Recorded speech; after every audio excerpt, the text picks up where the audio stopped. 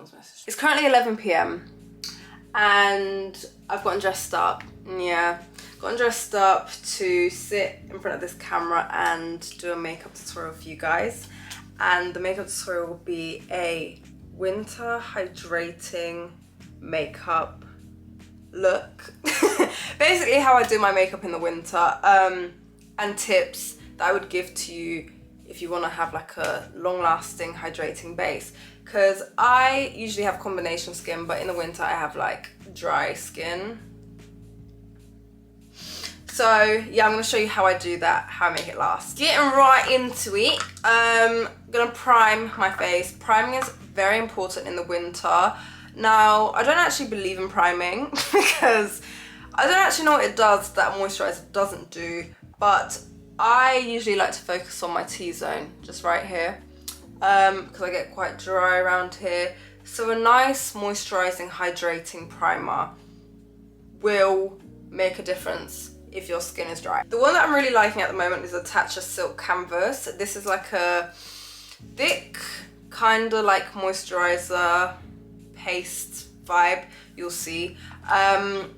And yeah, I just feel like this just elevates my moisturizer. My moisturizer is already really thick, but again, I just focus this on my T-zone, as I said. If you don't like doing that, what I also sometimes do is hydrate my face the night before. So leave like a leave-on mask, like an overnight mask on my face, and then I wake up with nice, fresh, plump skin. So yeah, key here is to have a hydrating base. If you don't like primers, like I don't always use a primer. If you don't like primers, make sure your moisturizer is a nice hydrating moisturizer, or that you're prepping your skin properly. Otherwise, you know, your makeup's not gonna last. Just basic facts. It's like building a house with an awful foundation. You know, the foundation has to be solid. Otherwise, the house is gonna fall down. Imagine that's your makeup. So now that's done, next step is the foundation. As like in the summer, I don't really like heavy foundations, but I like to go a bit heavier for the winter because why not? I'm not sweating, might as well. But I like to always do a liquid, not cream, not a powder. Never used a powder foundation. I always like tinted moisturizers, that's always been my thing. This Say Slip Tint is like a tinted moisturizer, but it's a foundation because it's quite thick. It's not really like lightweight. It's, I would consider a foundation. Also make sure my layers are light. My biggest fear is seeing my face crack, you know, and it's like flaky and dry and just crusty. I don't like that. I'm scared of that. So I like to just start light. Looks like I barely put anything on. But start light and then build. Build, because you can always build, but taking it off and restarting is long. It's really long, and you don't want to do that, you know.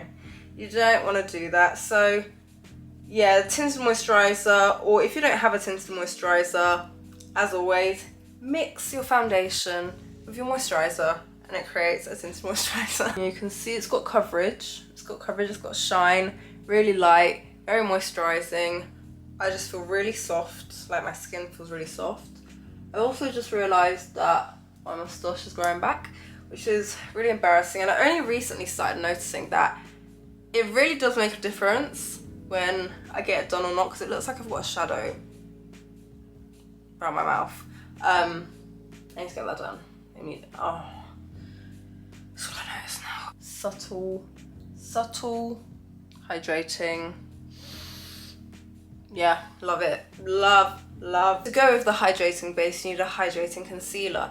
Now, to those of you that have really dry under eye, such as moi, I like to slap on, where is it actually, some of this Aquaphor. The night before, I like to like mask it on my eye because I get really dry, sensitive, irritated eyes. So I like to do that as like a night mask on my eye. So in the morning, it's like prepped. You can also use an eye cream. I don't really like using eye creams underneath my makeup because I feel like it crumbs and it's just like, bleh. Of course that's like a product thing. I haven't found the right products to pair with, but I need a hydrating concealer, of course. So I'm gonna go in with this Rose Ink concealer. I really like the Lancome one as well, but that's not my shade at the moment, so I can't use it. I need to get my winter shade in that, but for today, the Rose Ink one. I'll zoom you guys in so you can see. This concealer is really hydrating and doesn't like separate. Is that the word when it's like, you know, when you can start seeing the product sticking to your eyes and it's like patchy? I don't like that. This doesn't do that on me, so that's really nice. This is looking kind of yellow, I can't lie. Looking kind of yellow. Doesn't look bad though, it doesn't look crazy, but it's looking 2 shades. I like it, yeah. Just to balance out the colour a little bit, I'm gonna take the Charlotte Airbrush Finish Pressed Powder. This powder is made by the gods, like honestly. Different gravy. I just want it to look a bit more white and less yellow. You can still see some of the radiance coming through from the concealer and the foundation. So that's cool. But it just sets everything in place. And again, this doesn't, what's the word again? Spread, separate. It doesn't separate on my skin. So that's a plus. Now, mascara, you need a waterproof mascara. You know when it's wet, like the mist and the fog, that's all water. We want to have our eyes protected, not leaking, panda eyes, we don't want that. So a waterproof mascara is a must. I know it's a pain to take off at the end of the day, but you know, it's better to spend 2 more minutes removing your mascara than looking crazy outside. So waterproof mascara is a must if you want it to actually last during the winter. This is fire as well. Again, I'm a Rose Ink stan, so I like to keep it, I like to be loyal to them. I'm gonna use this as a cream. This is also very similar, it's a similar shade to my complexion. So really, I don't know what it's actually doing, but it's doing something. So I'm gonna keep adding it. Formula's really easy to blend. So it's doing something, like bronzing up a bit. Just not contouring. I've never been one to contour. Do you know what I did forget to do? I was gonna do a brown liner. I'm gonna try and do it. Brown liner, don't know how I'm gonna do this now that I've done mascara. Just, oh gosh.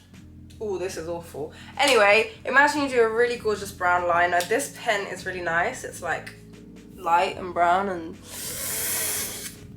oh. Anyway, the Huda Beauty eyeliner. Also forgot my eyebrows. I recently started getting my brows done to like see if it was easier to do, and no, it's not actually. Still don't want to do them. So I don't know whether I need to like shave them off, because I literally couldn't care less what they look like. For blush, again, I use a cream. This shade is very natural. It's the shade Rose Pink by Honest Beauty. And cream again, because it just looks better. Just, yeah, it just looks better and it lasts longer. So I did do like the cold girl makeup over on my shorts, but that was more of like a ski, not, it was just more aesthetic. It was cool, but it wasn't what I would usually do. Like I would never usually do like no mascara, you know, that vibe. When I was MIA, I was uploading a lot of my shorts, so check that out. I've got a lot of tutorials on there. And then I'm gonna take this stick of like shimmering goodness that I found. Look at it. Can't really see it, but it's literally a stick of glitter. I'm gonna apply this on my face and like melt it into my skin. Yeah. Like a silver shade, which will go with pink. It will look really cute. Usually I'd go for like a gold or something, but this, look at it. Can't really see it. It's very natural. It's almost like a, just like, not oil because that's disgusting. It's just like a within kind of shimmer. You'll see. I literally apply it everywhere. I don't know if there's a method to applying highlighter, but we've all known that I like looking greasy. It's really subtle though. You don't run the risk of like looking cakey. It just looks dewy and just natural. Like it barely looks like I have makeup on, but I do. I do, and this is gonna last me all day. Don't want to do anything crazy. Yeah, I'm gonna finish off with some more blush. I'm gonna actually add a powder to set the cream, because if the powder disappears, the cream is still there, but this is just gonna elevate everything I have on my face. This Pat McGrath palette is literally stunning. I'm gonna use this shade. Number 3 is called Divine Rose Third. 3. It's got 3 next to it. Pat McGrath's products are very pigmented. They're like runway quality, long lasting, artsy vibes. So I'm gonna be very, very light-handed. God, oh my god. Cute, really cute. Cute. On my chin, that's been my recent thing as well. Anyway, to finish it off, a lip oil. These NARS ones have been in my life for years, but the shades are like seasonal, some of them come and go because they're in collections and stuff. This one is the Sunrush one.